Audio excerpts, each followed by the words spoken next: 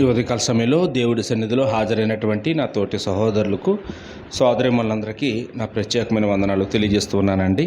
ఈ సమయంలో మనం ఓ మంచి పాఠాన్ని నేర్చుకుందామండి. ఈరోజు మీకు చెప్పాలనుకున్నటువంటి అంశం ఏంటంటే, మనం కోరుచున్నది మనుషులు మెప్ప దేవుని మెప్ప అనే పాఠాన్ని ఆలోచించేద్దామండి. ఏమండి, మనం కోరుచున్నది మనుషులు మెప్ప దేవుని మెప్ప. ఏ మెప్పు మనకి ప్రయోజనకరమైంది, ఏ మెప్పు మనకి ప్రమాదకరమైంది అనేది ఈరోజు ఆలోచించేద్దామండి. ఇది అంత ఆలోచించదగ్గ విషయమేం కాదు. సామాన్యంగా మనం ఆలోచన చేస్తే మనిషి గొప్పోడా దేవుడు గొప్పోడా? ఏమండి, చిన్న పిల్లలు అడిగినా దేవుడే గొప్పాడు అంటారండి. మనిషి శాశ్వతుడా, దేవుడు శాశ్వతుడా? దేవుడే శాశ్వతుడు. అలాగే మనిషి మనల్ని కాపాడగలడా, దేవుడు మనల్ని కాపాడగలడా? దేవుడే కాపాడగలడు. మనిషి మనకి ఏదైనా ఇవ్వగలడా, దేవుడు ఇవ్వగలడా? ఏమండి, మనకు పరలోకం కావాలి, ఎవరు ఇవ్వగలరు? దేవుడే ఇవ్వగలడు. మరి అన్ని విషయాల్లోనూ మనిషి కంటే దేవుడే గొప్పడైనప్పుడు మనం ఎవరి గొప్ప కోసం, ఎవరి మెప్పు కోసం బ్రతకాలండి? దేవుని మెప్పు కోసమే, దేవుడు గొప్ప కోసమే బ్రతకాలి. కానీ పూర్తిగా మనిషి దానికి భిన్నంగా దేవుడి కంటే మనుషుల మెప్పు కోసమే ఈరోజు బ్రతుకుతూ ఉన్నాడండి. కారణం ఏంటి అంటే, మనిషి కళ్ళ ముందు కనపడుతున్నాడు, దేవుడు మన కళ్ళ ముందు కనపడటం లేదు. కనపడటం లేదు అంటే లేడనా? ఏమండి, దేవుని యొక్క స్వభావం ఏంటంటే అక్షయుడు. దేవుడు ఆత్మస్వరూపి. ఆయన మనకి కనపడే భౌతిక నేత్రాలకి కనపడేవాడు కాదు. కనపడలేదు కాబట్టి ఆయన గురించి అసలు పట్టించుకోవడం మానేసి ఎవరైతే మనల్ని చూస్తున్నారు అనుకుంటున్నామో వాళ్ళ దగ్గర మాత్రమే మెప్పు పొందాలి, వాళ్ళని సంతోషపెట్టాలి అని మనం ఎప్పుడు కూడా ఈ మనుషులు మెప్పు కోసం ఆరాటపడుతూ ఉండడం ప్రతిరోజు కూడా మనం చూస్తూ ఉన్నామండి. ఏమండి,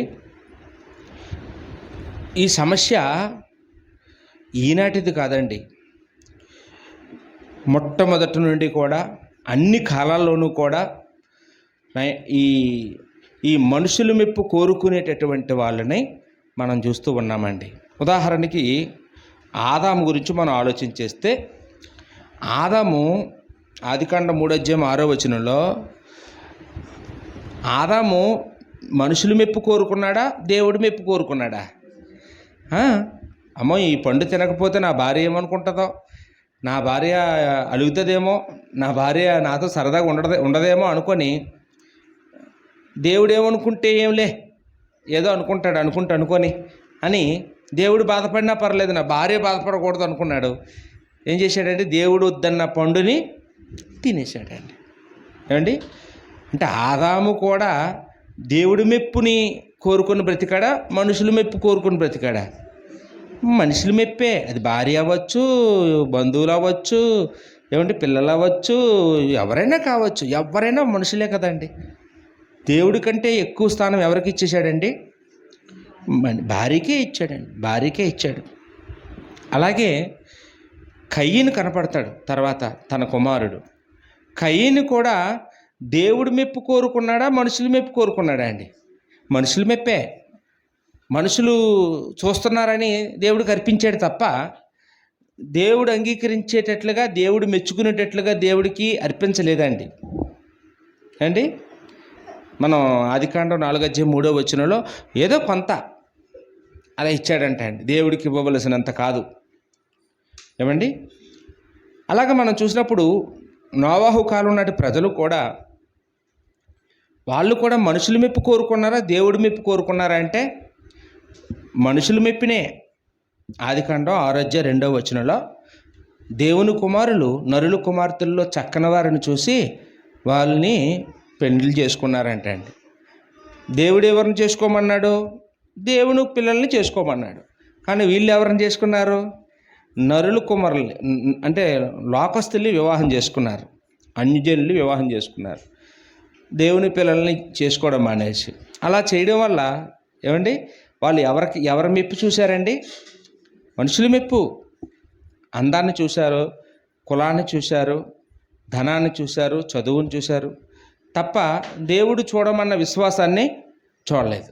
ఈ కాలంలో కూడా మనం కూడా మనుషుల మెప్పే, వాళ్ళు ఏమనుకుంటారో, మా కులస్తులు ఏమనుకుంటారో, మా బంధువులు ఏమనుకుంటారో అని వాళ్ళ గురించి మా ఇంట్లో వాళ్ళు ఒప్పుకోరేమో అని అనుకుంటాం. కానీ దేవుడు ఒప్పుకుంటాడో ఒప్పుకోడో, దేవుడు బాధపడతాడేమో అని ఎప్పుడైనా సరే మనం వివాహాల విషయాల్లో మనం దేవుడి మెప్పు కోసం చేస్తామా, మనుషుల మెప్పు కోసం చేస్తామా అండి? మనుషుల మెప్పు కోసమే. నిర్గమకాండంలో 32వ అధ్యాయము 1-4 వచనాల్లో మనం చూస్తే ఇక్కడ మనకి అహరోను కనపడతాడండి. మోషే ఏమో ఇశ్రాయేలు బాధ్యతని అహరోనుకు అప్పగించి ఆయన ధర్మశాస్త్రాన్ని తేవడానికి వెళ్తాడు. మోషే రావడానికి 40 రోజులు పడుతుంది. ఈ 40 రోజుల్లో ఇశ్రాయేలీయులు సనగడం మొదలు పెడతారు. ఇంకా ఆయన రాడు, మేము అటుకు ఇటుకు కాకుండా మధ్యలో వచ్చేసి ఉండిపోయాం, మేము ఇప్పుడు రిటర్న్ వెళ్ళిపోతాం, మళ్ళీ ఎక్కడి నుంచి వచ్చాం అక్కడికి వెళ్ళిపోతాం, మాకు ఎదరకెళ్ళడానికి మాకు ఏం తెలియదు, కాబట్టి మమ్మల్ని తీసుకెళ్ళే నాయకుడు లేడు, ఇంకా అతను చచ్చిపోయి ఉంటాడు, అతను రాడు అనుకొని మేము వెనక్కి వెళ్ళిపోవాలంటే మమ్మల్ని నడిపించే దేవుడు కావాలి, కాబట్టి మాకు ఒక దూడబొమ్మని తయారు చేయి, ఆ దూడబొమ్మ మమ్మల్ని ఐగుప్తుకి మళ్ళా నడిపిస్తుంది అని అహరోనుతో చెప్పారండి. అప్పుడు అహరోను ఏం చేయాలండి? చిచ్చి నేను చెయ్యను, చావనైనా చేస్తాను కానీ నేను విగ్రహాన్ని చెయ్యను అని చెప్పాలండి. కానీ అహరోను ఏం చేశాడంటే అండి, వాళ్ళు చెప్పినట్లుగా విగ్రహాన్ని చేసేసారు. ఎందుకు చేశాడండి? మనుషులు మెప్పు సంపాదించుకోవడం కోసం. మనుషులు తిట్టకూడదు నన్ను, నేను వాళ్ళ దగ్గర చెడ్డవాడిని అయిపోకూడదు, వాళ్ళ దృష్టిలో మంచిగా ఉండాలి అనుకున్నాడండి. దేవుడు ఏమనుకుంటే ఏమిలే, దేవుడికి ఎలాగ నచ్చదు, కానీ దేవుడు మహా అయితే ఏమనుకుంటాడు, బాధపడితే బాధపడినాయి. కానీ ఈ ప్రజలు ఇంతమంది ఉన్నారు, 30 లక్షల మంది జనాంగం, వీళ్ళందరి దృష్టిలో చెడ్డోడిని అయిపోతే బాగోదు, నన్ను అందరూ మంచోడు అనుకోవాలి, నేను కూడా మంచి పేరు సంపాదించుకోవాలనుకొని ఏం చేశాడమ్మా అహరోను? దొడబొమ్మని చేసేసాడండి. 40 సంవత్సరాలు మోసే వాళ్ళని నడిపించాడు. మోసే ఎప్పుడైనా అలాంటి పని చేశాడండి? దేవుడికి వ్యతిరేకమైన పాపాన్ని మోసే చేయలేదండి. అందుకనే దేవుడు మోసేని ఘనపరిచాడండి.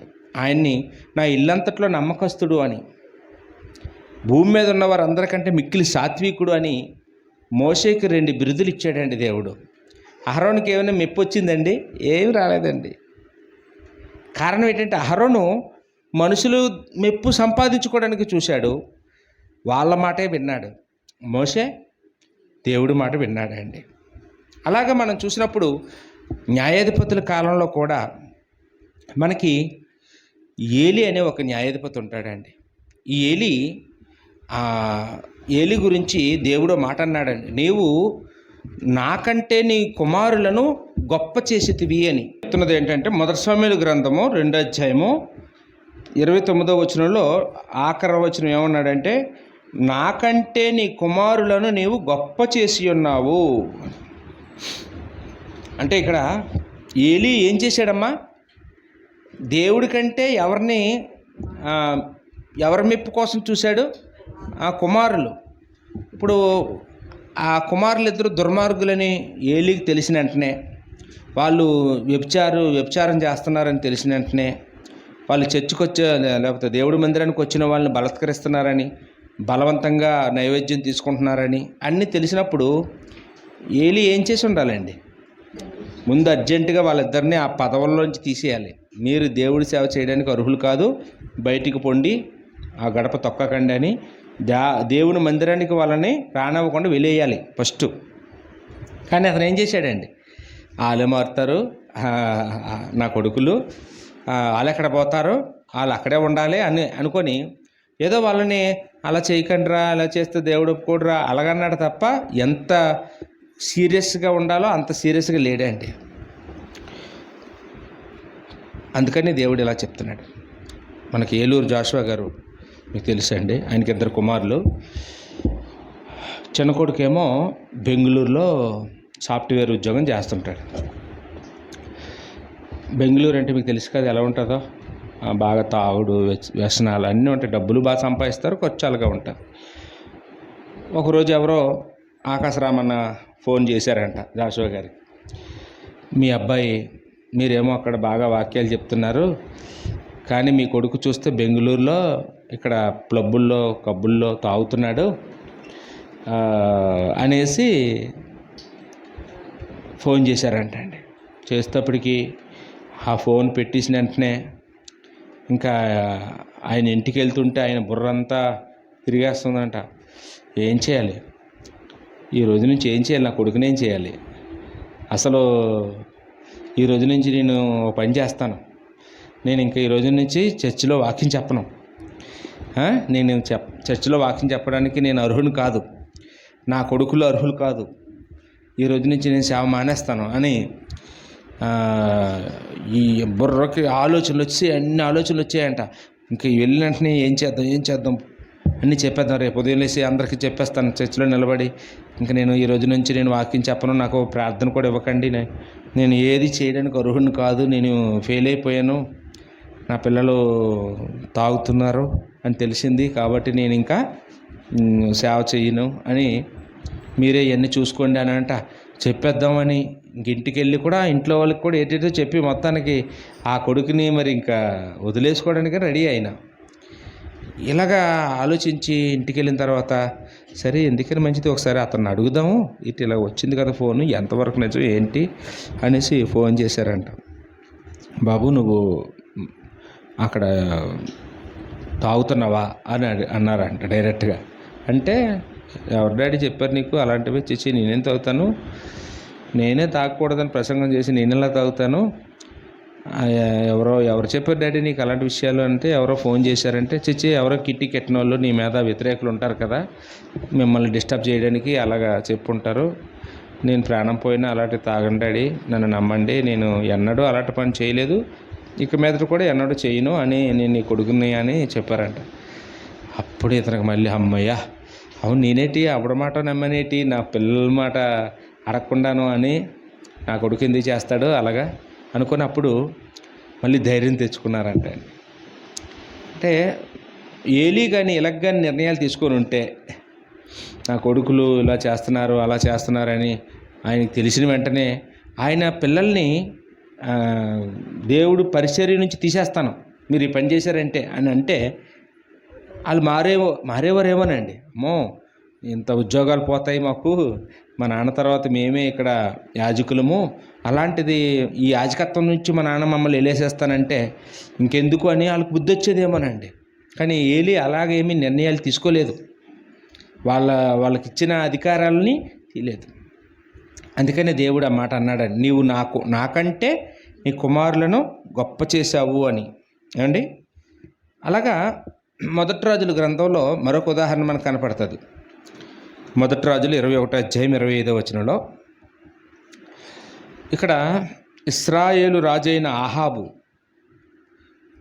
ఆహాబు సంగతి మీకు తెలుసు కదా అండి. ఈ ఆహాబు కూడా దేవుడి కంటే తన భార్య సంతోషం కోసం బ్రతికాడే అండి.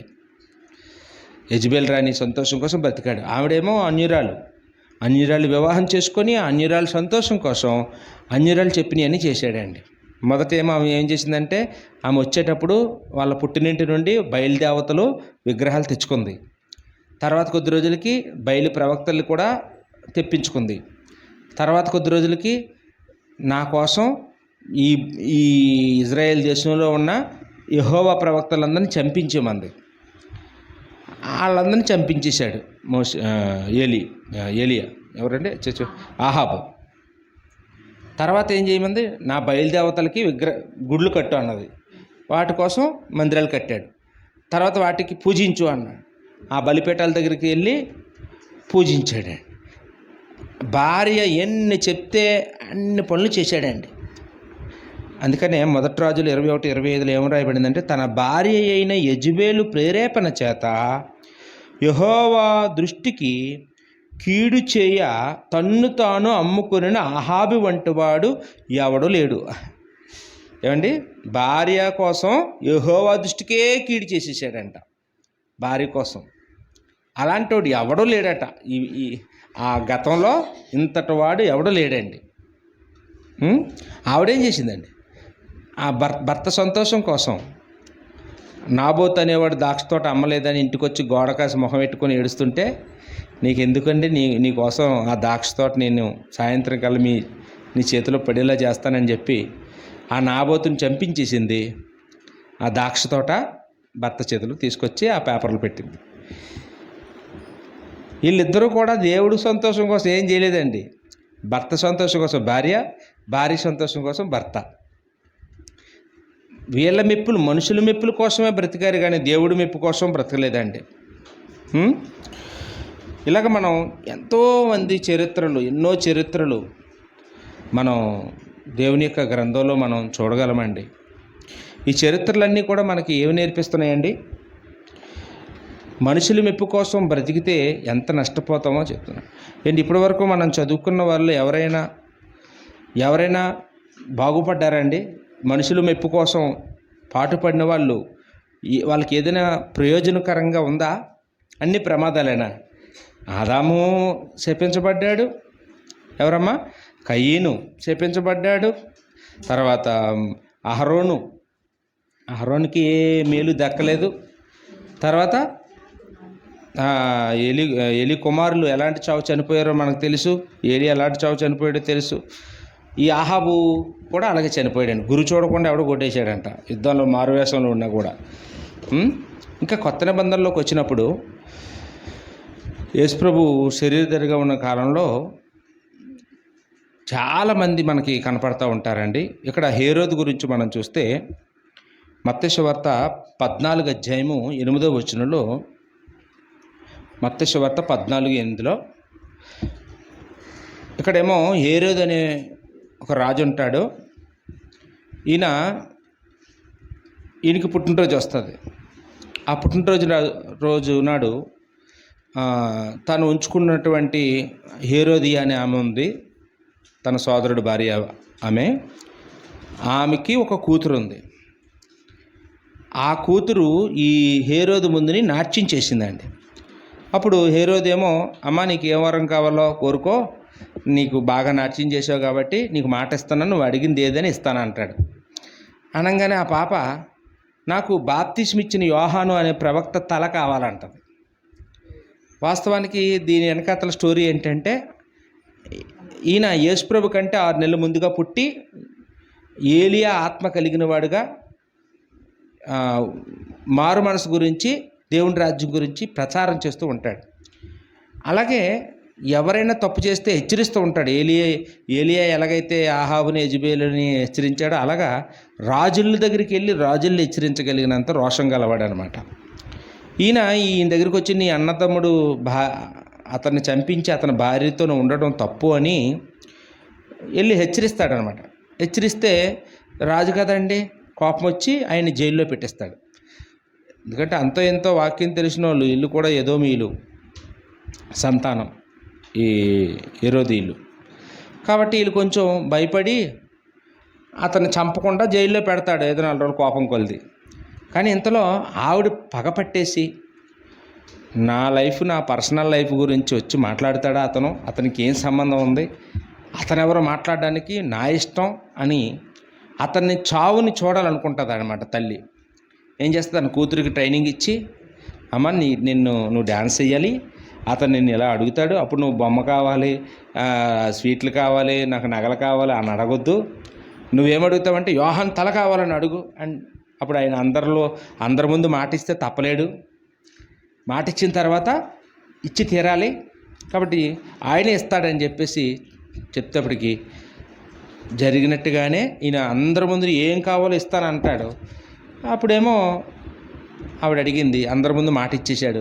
ఇప్పుడు ఇవ్వకపోతే వీళ్ళందరి దృష్టిలో ఏమైపోతాను నేను, మాట ఇచ్చాడు కానీ మాట తప్పిపోయిన రాజు అని అనుకుంటారని ఈ మనుషులు ఏమనుకుంటారని ఆలోచించుకున్నాడు. కానీ దేవుడు ఏమనుకుంటాడు, దేవుని ప్రవక్తనే చంపిస్తే దేవుడు ఊరుకుంటాడా? దేవుడు నాకు ఎలాంటి శిక్ష వేస్తాడో అని ఆలోచన లేదండి. ఏం చేశాడమ్మా? ఎవరక్కడ ఆ యోహాన్ తల తెచ్చిచ్చియండి అన్నాడండి.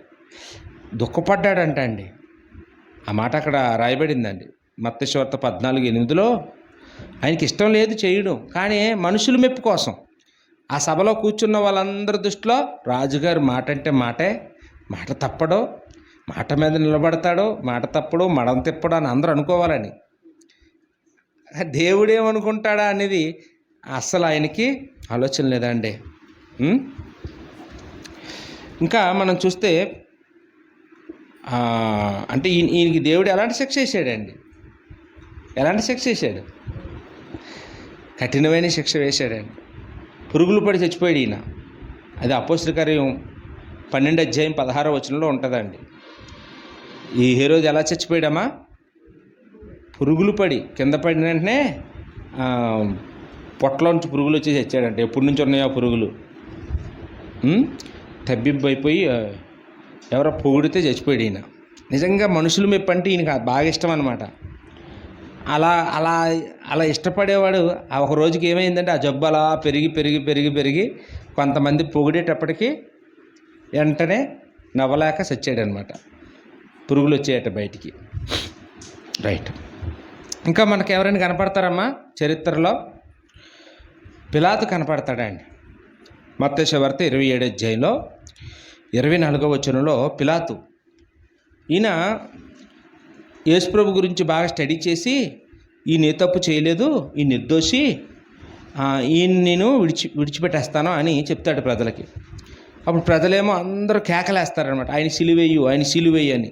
నువ్వు ఆయన సిలువేయకపోతే నీ గురించి కైసరి గారి దగ్గరికి వెళ్ళి చెప్తావు అంటారు. అప్పుడు ఇంతమంది కేకలేస్తున్నారు, మెజారిటీ పీపుల్ యేసుప్రభుకి వ్యతిరేకంగా ఉన్నారు. మరి ఇంతమందికి వ్యతిరేకంగా నేను ఆయన వదిలేస్తే అప్పుడు వీళ్ళు నన్ను తిట్టుకుంటారు అని నేనెందుకు వీళ్ళకి చెడ్డైపోవాలి అనుకొని ఏం చేశాడండి? యేసుప్రభుకి సిలువేయమని అప్పచెప్పాడండి. అమ్మా, ఈయన ఎవరి మెప్పు కోరుకున్నాడమ్మా? మనుషుల మెప్పే కోరుకున్నాడండి. మనుషుల మెప్పే కోరుకున్నాడు. ఈ కాలంలో కూడా అదే చేస్తారండి. ఎక్కువ మంది జనం ఎటువైపు ఉన్నారో వాళ్ళ తప్పు అయినా సరే వాళ్ళ రైటు. ఒంటిగోడు కాసి ఎవరో నిలబడరు, వీళ్ళు రైట్ అయినా వీళ్ళు కాసి ఎవరు నిలబడరు. ఏమంటే ఇప్పటికీ అదే జరుగుతుందండి. మనుషులు మెప్పే కోరుకుంటారు. యోహాను సువార్తలో 12:42-43 వరకు మనం చదివితే ఇక్కడ యేసుప్రభు శరీరధారిగా ఉన్న కాలంలో చాలామంది యేసుప్రభుని విశ్వసించేవారంట అండి. ఆ విశ్వసించే వారిలో సామాన్య ప్రజలే కాదు, విఐపీలు కూడా ఉండేవారంట. అంటే పెద్ద రాజుద్యోగాలు చేసేవాళ్ళు, రాజుల దగ్గర పనిచేసే నాయకులు, ఇలాంటి వాళ్ళు కూడా, అధిపతులు, వీళ్ళందరూ కూడా యేసుప్రభుని ఇష్టపడ్డారు. ఆయన బోధల్ని, ఆయన జీవితాన్ని చూసి ఆయన గురించి విని ఆకర్షితులయ్యారట. కానీ ఆయన దగ్గరికి రావడానికి ఇష్టపడలేదండి. కారణం ఏంటండి? అమ్మో మేము పరిచయులం, అమ్మో మేము విద్వాంసులం, మేము పండితులం, మేము ఆయన దగ్గరికి వెళ్తే ప్రజలందరూ ఏమనుకుంటారు? ఒకళ్ళు వెళ్తే మాకు రాజుగారికి తెలిస్తే ఉద్యోగం తీసేస్తారు, మమ్మల్ని వెళ్ళేస్తారు అని చెప్పి రహస్యంగానే ఇష్టపడ్డారట. కానీ పబ్లిక్గా రాలేకపోయారంట. ఎవరి మెప్పు కోరుకున్నారా వాళ్ళు? దేవుని మెప్ప? దేవుని మెప్పు కోరుకునో లేదో వస్తారు కదా, మనుషుల మెప్పే. మనకి యోహాను సువార్త 3 నీకోదేము అనే ఒక వ్యక్తి కనపడతాడు. ఈ నీకోదేము కూడా అలాంటి వాడే, వృద్ధుడంట. ఏమండి, ధర్మశాస్త్రోపదేశకుడు. చీకట్లో వచ్చాడంటండి యేసుప్రభు దగ్గరికి. అందరూ పగలొస్తే నిన్న రాత్రులు వచ్చాడు ముసుగేసుకొని, ఎవరికి తెలియకుండాను. ఏమండి అలాగా? అందరూ ఏమనుకుంటారో, నా అంత గొప్పోడు ఈయన దగ్గరికి వచ్చి నేర్చుకుంటున్నాడని అనుకుంటారు. కాబట్టి నేను మనుషుల దగ్గర నేను చీప్ అయిపోకూడదు అనుకొని మనుషుల దగ్గర గొప్పోడు అనుకోవాలి, కానీ నేను అన్నీ నేర్చుకోవడానికి ఆయన దగ్గరికి వెళ్ళాలి. చూసారండి ఎంత నటిస్తున్నాడు అతను. మళ్ళీ ఆయనకి నిత్యజీవం కావడం కోసం, నిత్యజీవం కావాలి ఆయనకి, పరలోక రాజ్యంలో ప్రవేశించాలి. ఆయన ప్రశ్నలు చిన్నవి ఏం కావు, కానీ పబ్లిక్గా రాడు. ఏమండి? ఇలాంటి వాళ్ళు ఈ కాలంలో కోకోళ్ళగా మనం చూస్తుంటామండి. వాళ్ళు రహస్యంగానే నమ్ముకుంటారు, పబ్లిక్గా రారండి. ఇప్పుడు అంత ఎందుకండి, ప్రార్థన పెట్టుకుని అక్కడ కూర్చోలేదంటే అర్థం ఏంటండి? అందరి దగ్గర స్వీప్ అయిపోము. ప్రార్థన పెట్టుకుని కుటుంబ సభ్యులు కూర్చోరు, ఏమండి? అక్కడేమో అన్యజనులాగా ఎక్కడో ఉంటారండి. దేవుడు చూస్తాడమ్మా, మన వైపు చూస్తావా, మన ఏ గుంపులో ఉన్నామని.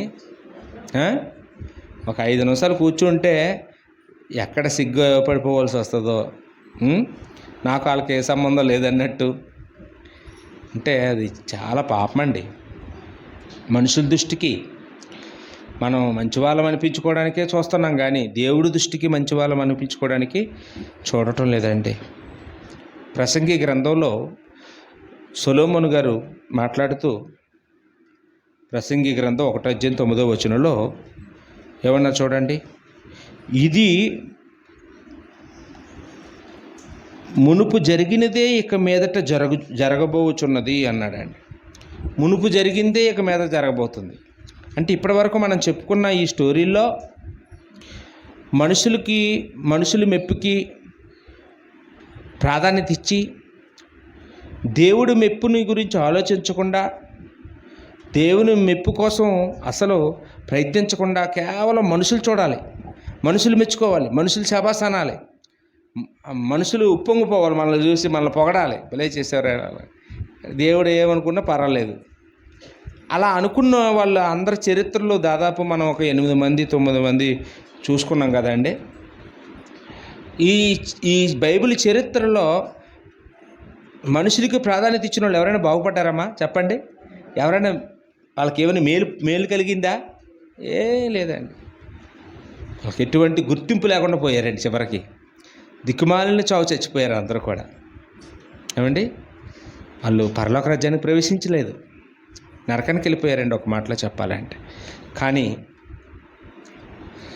దేవుడి మెప్పు కోసం చేస్తే ఖచ్చితంగా దేవుడు ఆశీర్వదిస్తాడు. ఇక్కడ సొలొమోను అది చెప్తున్నాడండి, మునుపు జరిగిందే ఇక మీద జరగబోతుంది అంటే, పూర్వం ఇలా చేసిన వాళ్ళందరికీ ఏం కలిగిందో ఈ రోజు నుంచి ఒకవేళ మీరు అలాగే చేస్తే మీకు అదే కలుగుతుంది అని. ఇది ఈ ఒక్క పాఠానికే కాదు, బైబిల్లో ఉండే అన్ని పాఠాలకి వర్తిస్తుంది. మునుపు ఏం జరిగిందో ఇప్పుడు అదే జరుగుతుంది అని.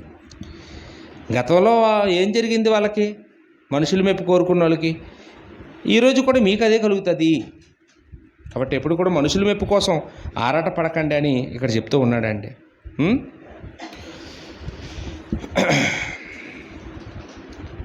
ఈరోజు మనుషుల మెప్పు కోరుకునే వారిలో మొదటి స్థానంలో ఎవరుంటారో తెలుసా అండి? ఎవరుంటారమ్మా? అమ్మా, సాతాను ఉంటాడు. సాతాను చాలా మంచివాడమ్మా, ఆయన చూస్తే బాధకులండి. సిగ్గుపడవలసిన విషయమైనా ధైర్యంగా చెప్పక తప్పదు.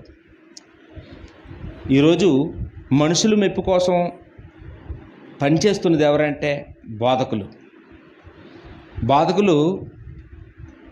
ఈరోజు ఎలా తయారంటే, వాళ్ళ సంతోష పెట్టడం కోసం, వాళ్ళ పొగడ్డం కోసం ఎప్పుడు కూడా వాళ్ళ తాళం కొట్టే పాఠాలు చెప్పడం. ఏమంటే వాళ్ళు భజన చేసే పాఠాలు. వాళ్ళ లోపాలు చెప్తారండి ఎవరైనాను. ఆ లోపాలు చెప్తే కానుకలు ఇవ్వరేమో, వాళ్ళ లోపాలు చెప్తే చర్చికి రారేమో, వాళ్ళ వల్ల వచ్చి ఇన్కమ్ పోద్ది అని ఎప్పుడు కూడా ఏం చేస్తారంటే, చర్చిలోనే ఎప్పుడు కూడా అస్సలు లోపాలు గురించి కానీ హెచ్చరికలు కానీ ఏముండవు, గద్దింపు కానీ ఉండదు. నాకు తెలిసి చాలా సంఘాల్లో హెచ్చరికలు ఉండవండి, గద్దింపు ఉండదండి. ఎప్పుడు కూడా ఏం చేస్తారండి, వాళ్ళు పెడితే పెళ్ళి కోరేయడమే. వాళ్ళు ఇచ్చే డబ్బు, వాళ్ళు పెట్టే తిండు, వాళ్ళు పెట్టే బట్టలు, వీటి కోసమే చూస్తారు. కానీ వాళ్ళు నాశనం అయిపోతున్నా మాకెందుకులే పోతే పోనీ అనుకుంటారండి. అందువల్ల ఈ మనుషుల మెప్పు కోరుకుని నాశనం అయిపోతున్నది ఎవరంటే ముఖ్యంగా బాధకులు. అందుకనే యేసుప్రభు లోకాసువార్త 4వ అధ్యాయంలో 6:26 మనం చూస్తే, లోకాసువార్త 6:26 ఏమన్నారండి? మనుషులందరూ మిమ్మల్ని కొనియాడినప్పుడు మీకు శ్రమ అన్నాడండి. అంటే మనం ఏమనుకుంటామంటే, మనుషులందరూ కలిసి మనల్ని పొగిడితే, కొనియాడితే అది మనకేదో దీవెన లేదా మనకు ఆశీర్వాదమో, మనకి బెనిఫిట్ అనుకుంటుంటాం. ఏమండి? శ్రమ. అందరూ నన్ను పొగిడితే నాకు మంచిది అనుకుంటే, పొగిడితే నీకు నష్టమే. ఏ రోజున పొగిడారు నువ్వు ఇంద్రుడివి చంద్రుడివి అని, ఏమైపోయాడండి అమ్మా?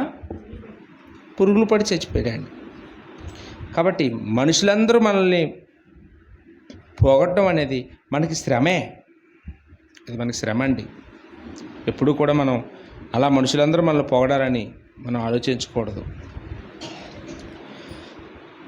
మరి ఎవరి మెప్పు కోరుకోవాలి? దేవుడి మెప్పు. యోహాను సువార్త 5:44 యోహాను సువార్త 5:44 అద్వితీయ దేవుని వలన వచ్చు మెప్పును కోరక ఒకని వలన వచ్చు మెప్పును పొందుచు అన్నాడు. అద్వితీయ దేవుని వలన వచ్చే మెప్పునే మనం కోరుకోవాలి. ఎవరో మనుషుల వల్ల వచ్చే మెప్పును మనము కోరుకోకూడదు అని ఇక్కడ చెప్తూ ఉన్నాడండి. బైబిల్లో అలాంటి బోధకులు ఉన్నారా అమ్మా? అలాంటి బోధకులు ఉన్నారండి బైబిల్లో. ఎవరున్నారండి? అపోస్తలుడైన పౌలు ఉన్నాడండి. బోధకుడు అనగానే అందరికీ నచ్చే బోధకుడు, అందరూ మెచ్చే బోధకుడు. యేసుప్రభు తర్వాత ఏమండి, యేసుప్రభు స్థాయిలో బ్రతికిన వాడు ఎవరైనా ఉన్నారండి? అపోస్తలుడైన పౌలు అండి. పౌలు గారు మాట్లాడుతూ గలతీయులకు రాసిన పత్రిక 1:10 ఏమంటున్నారండి? ఇప్పుడు నేను మనుషుల దయను చూచుచున్నానా, దేవుని దయను చూచుచున్నానా? నేను ఇప్పటికీ మనుషుల దయనే చూస్తే నేను క్రీస్తు దాసుడిని కాదు అన్నాడండి. మనుషులకే దాసుడిని, యేసుప్రభు దాసుడిని కాదు. నా బాసు మనుషులే, దేవుడు కాదు అన్నాడండి. ఏమండి? నేను అంటే ఆయన అంత స్ట్రాంగ్గా ఉన్నాడండి. నేను కానీ మనుషులు పొగిడితే, మనుషుల్ని మెప్పు సంపాదించాలనుకుంటే నేను వాళ్ళకే దాసుడిని, వాళ్ళే నాకు బాసులు, వాళ్ళే నాకు యజమానులు, దేవుడు కాదు. నేను ఎప్పుడు అలా చేయలేదు అని అన్నోడే ఆ మాట అనగలరండి. ఇప్పుడు ఈ మాట మనం అనగలమండి? చెప్పండి. నేను మనుషుల మెప్పు చూస్తే వాళ్ళకి దాసుడిని అంటావా? వాళ్ళ పనోడిని, వాళ్ళ కూలోడిని అంటావా? అచ్చిచ్చి నేను కూలోడిని ఏంటి అనుకుంటాం. కానీ అంత మాట అనగలిగాడంటే అర్థం ఏంటమ్మా? నేను అలాంటి కాదు అని. కొలస్స పత్రికలో 3:23-24 ఇక్కడ ఏమన్నదంటే, మీ స్వాస్థ్యము ప్రభువునందు పరలోకంలో ఉంది కాబట్టి మీరు ఏది చేసినా సరే ప్రభు నిమిత్తం చేయండి, మనుషుల మెప్పు కోసం చేయకండి అన్నాడండి. మన స్వాస్థ్యం ఎక్కడుందని, మన ఆస్తి ఎక్కడమ్మా ఉంది? పరలోకంలో ఉంది. కాబట్టి ఆ పరలోకంలో ఉన్న దేవుడి మెప్పు కోసం చేస్తే ఆ పరలోకంలో దేవుడు మనకి ఆ ఘనతని, ఆ మెప్పుని మనకి ఇస్తాడు. ఇక్కడ మనుషుల కోసం చేస్తే అక్కడ ఏముండదు. ఇంకా ఏంటంటే పరలోకంలో మనకేమైనా ఉంటుందమ్మా? ఏముండదు. 1 దెస్సలోనిక 2:4 4-6 మనం చూస్తే, 1 దెస్సలోనిక 2:4 వరకు, మనుషులను సంతోషపెట్టువారము కాక మన హృదయములను పరీక్షించు దేవుణ్ణే సంతోషపెట్టువారమై బోధించుచున్నాము. ఎలా బోధిస్తున్నాడటమ్మా పౌలు? మనుషులు సంతోషపెట్టువారుగా కాక అన్నాడు. ఆయన ఎన్నడూ మనుషులు సంతోషపెట్టలేదంటే. మనుషులు సంతోషపెట్టడం అంటే ఏంటి? వాళ్ళు ఏం చేసినా రైట్ అనడం. వాళ్ళు ఏ తప్పు చేసినా వాళ్ళు ఊసి తేకుండా వాళ్ళని అలాగా వదిలేయడం, ఫ్రీగా వదిలేయడం. నీకు నచ్చినప్పుడు చర్చికి రామ్మా, నచ్చకపోతే మానేయమ్మా, లేట్గా వచ్చినా పర్వాలేదు, నువ్వు నీ ఇష్టం, నీ ఫ్రీడమ్, నేమని ముక్కు మీద మసుందన్ను అని వాళ్ళని అవసరమైతే వాళ్ళు ఇంద్రుడు చంద్రుడు వాళ్ళకంటే గొప్ప లేరని భజన చేసేసి అలాంటి పనులు పౌలు ఎప్పుడు చేయలేదంట అండి. అందువల్ల ఆయన ఎన్నో మంచి నాణ్యమైన సంఘాలు కట్టగలిగాడండి. ఏ ప్రాంతానికి వెళ్ళినా ఆయన దగ్గర వాక్యం నేర్చుకున్న వాళ్ళందరూ మంచి బోధకులుగా అయ్యారు. ఎంతోమంది సువార్తికులు తయారు చేశాడండి పౌలు. స్త్రీల్లో కూడా ఎంతో గొప్ప పరిచారకులు తయారు చేశాడండి పౌలు. అంటే వాళ్ళకి ఎప్పుడు కూడా వాళ్ళని పొగిడే తత్వంతో కాదు, దేవుడంటే భయపడేటట్లుగా వాళ్ళని పెంచాడండి. మొదటిది మత్తయి వార్తలో 6వ అధ్యాయము మొదటి నుంచి మనం చూసినప్పుడు ఇక్కడ మనుషులకు కనపడవలనని వారి ఎదుట మీ నీతి క్రియలు చేయకుండా జాగ్రత్త పడండి అన్నాడండి. మనం నీతి క్రియలు చేసేటప్పుడు, నీతి క్రియలు అంటే ఇక్కడ చాలా ఉన్నాయి, కానీ 3 విషయాలు చెప్పారు ఇక్కడ యేసు ప్రభు. ఏంటమ్మా? ధర్మము, ప్రార్థన, ఉపవాసం. ఈ 3 క్రియల గురించి మాట్లాడుతూ మనం వేషధారుల వలె ఉండకూడదు, అన్యజనుల వలె ఉండకూడదు, పైకి కనపడాలని బోర ఊదించుకుంటూ చేయకూడదు. ఏది చేసినా ఎలా చేయాలమ్మా? రహస్యమందు దేవుడు చూసేటట్లుగా మనం చేయాలి. ఇంకో మాట అన్నాడు, ధర్మం విషయంలోనైతే కుడి చేతి చేసిందట ఎడం చేతికి తెలియకుండా చేయమన్నాడండి. మనం చాలా సందర్భాల్లో ఎక్కడో ఎడం చేతి ఏదో పెట్టేసిన గుత్రాల తాళాలు అంటుంటాం.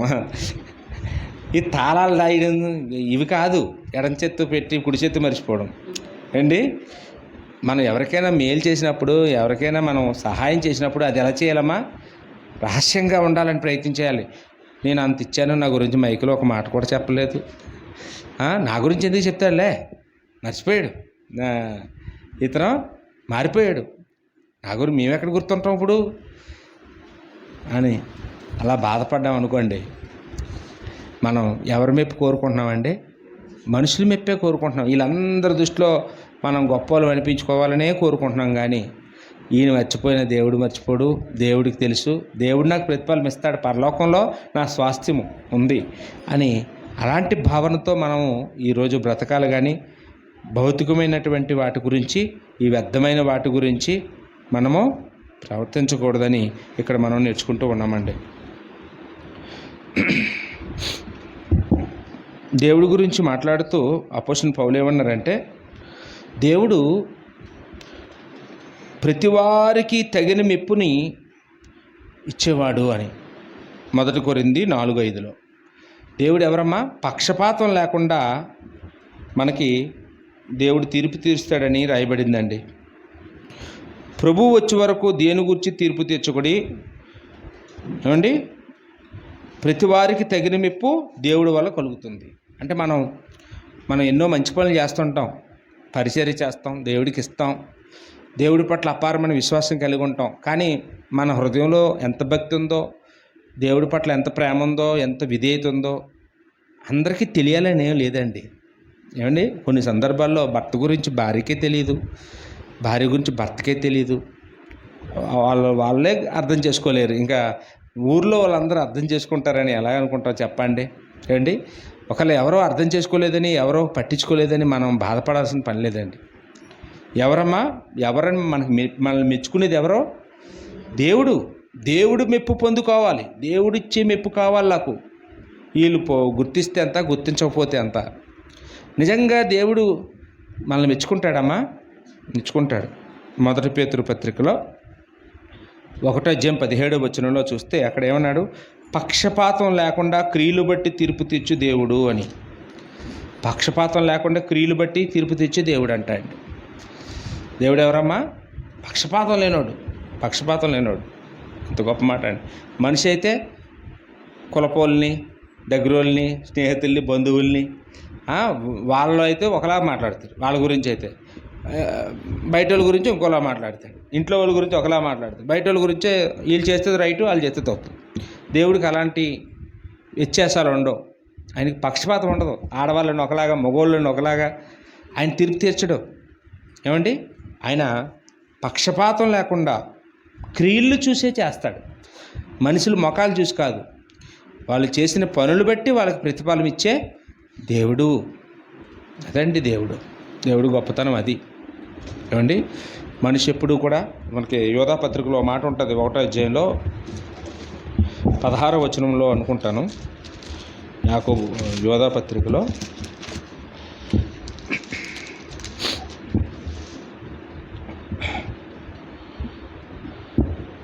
వారు తమ దురాశల చొప్పున నడుచుచు లాభము నిమిత్తము మనుషులను కొనియాడుచు అన్నాడండి. ఇక్కడ 6 అంకె వేసి పుట్టినడుసులో మనుషులను కొనియాడుచు అంటే ఏమన్నాడండి? ముఖస్థుతి చేయొచ్చు. ఎవరండి వీళ్ళు? ఈ పత్రిక ఎవరికి రాయబడింది? అబద్ధ బోధకుల గురించి చెప్తూ ఉన్నాడండి. అలా అంతం ఎలాగుంటుందో చెప్తూ ఉన్నాడు ఈ పత్రికలో. అబద్ధ బోధకులు ఏమైపోతారో, మొదటి నుంచి అబద్ధ బోధకులు అందరూ ఎలా పాడైపోయారో వివరిస్తూ ఉంటాడు, హెచ్చరిక చేస్తుంటాడు, మీరు అబద్ధ బోధ చేయకండి అని. అబద్ధ బోధకులు ఏం చేస్తారటమ్మా? ముఖస్తుతి చేస్తారంట. ముఖస్తుతి చేస్తారు, కొనియాడుతారు ముఖం మీద. ఎందుకు? లాభం నిమిత్తం అన్నాడండి. తమ దురాశల చొప్పున నడుచుచు లాభం నిమిత్తం మనుషులు కొనియాడుచు. ఎవరి లాభం? వాళ్ళ జోబీ నిండడం కోసం, వాళ్ళ జోబీ నిండడం కోసం కొనియాడుతారు. ముఖస్తుతి అంటే ముందు ముఖం మీద పొగిడేయడం, వెనకెట్టి తిట్టుకోవడం, దాన్ని ఏమంటారంటే ముఖస్తుతి. అందుకే బోధకులు, మీకు ముందే చెప్పాను, ఈ పనులు చేసేది ఎవరండి? మేమే, బోధకులమే. కాబట్టి మనుషుల మెప్పు ఒకవేళ మనం కోరుకుంటే అక్కడ సంఘమే ఉండదండి, ఆ బోధకుడికి పనే ఉండదు, నాశనం అయిపోతాడు చివరికి. ఏ సంఘంలో ఏ సువార్థికుడైతే దేవుడి మెప్పు కోసం బోధిస్తాడో, దేవుడి మెప్పు కోసం పనిచేస్తాడో అక్కడ సంఘం ఉంటుంది, అక్కడ దేవుని యొక్క ప్రభావం ఉంటుందండి, అభివృద్ధి ఉంటుంది, అన్నీ ఉంటాయండి. ఇప్పుడు దేవుడిస్తాడు అని చెప్పుకుంటున్నామండి.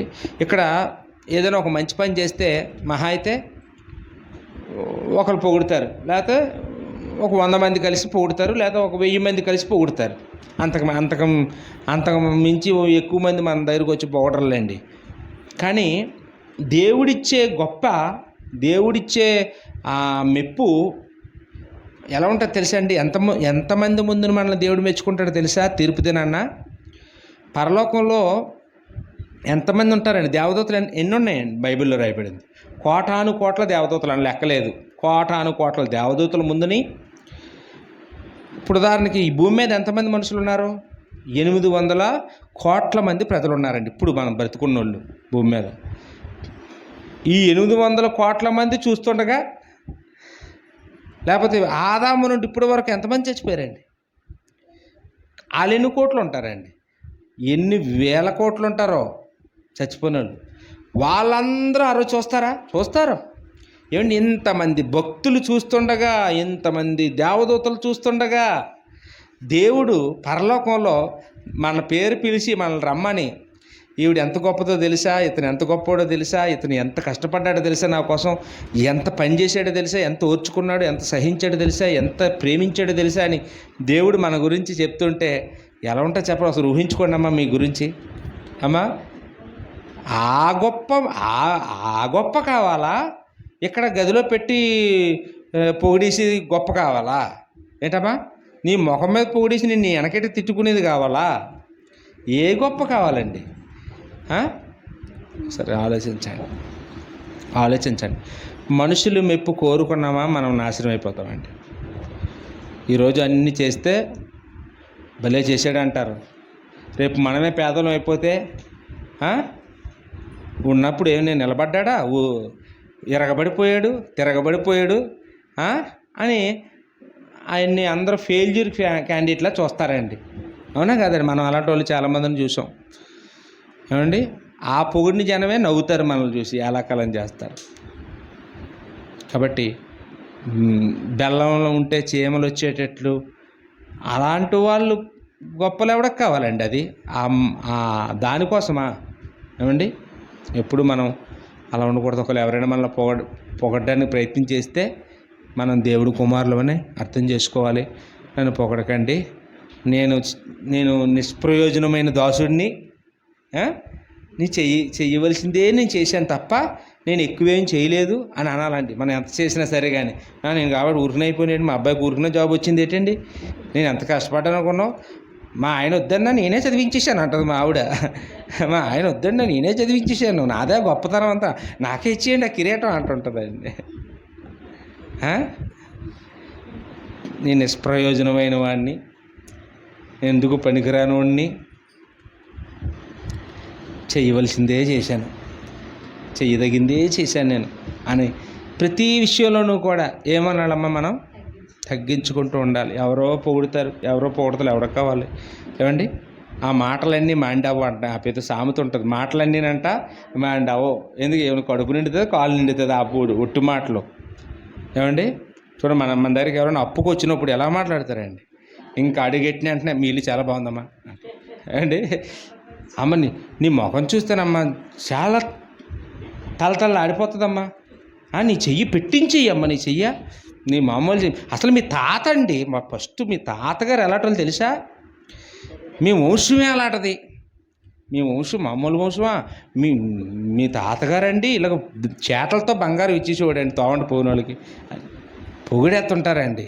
ఈ అంతా ఎందుకండి ఇదంతానా? లాస్ట్లో బాంబు వేస్తాడు, ఏం లేదు చిన్న అవసరం ఉంది ఒక 10,000 ఉంటే ఎత్తా పెట్టని ఏంటి. చూసారండి మనుషులు నైజం. అదే వచ్చినట్టు నేను లోపాలు చెప్పు, ఇంకా నీకు మంచినీళ్ళు కూడా ఎవరు అండి. ఏది కావాలి మనుషులకి? పొగిడేసి గోతులు తీసేవాడే కావాలి ఏమండి. మన శ్రేయోభిలాషులు ఎవరంటే మన లోపాలు చెప్పిన వాళ్ళండి. మన లోపాలు చెప్పేవాళ్ళే మన శ్రేయోభిలాషులు. మనకి సామెతల గ్రంథంలో ఒక మాట ఉంటుందండి, మేలుకోరు స్నేహితుడు గాయమునైనా చేస్తాడు అని.